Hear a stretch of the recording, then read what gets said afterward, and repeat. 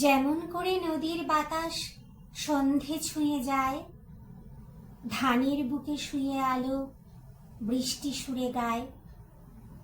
যেমন করে পথকে চিনে পথিক ফেরে দেশে, যেমন তুমি আমার প্রাণে আছো ভালোবেসে। গন্ধ ছড়ায় ফুলের হৃদয় যেমন করে হাসে, বর্ষা যেমন শ্রাবণ খোপায় সবুজ রঙে ভাসে।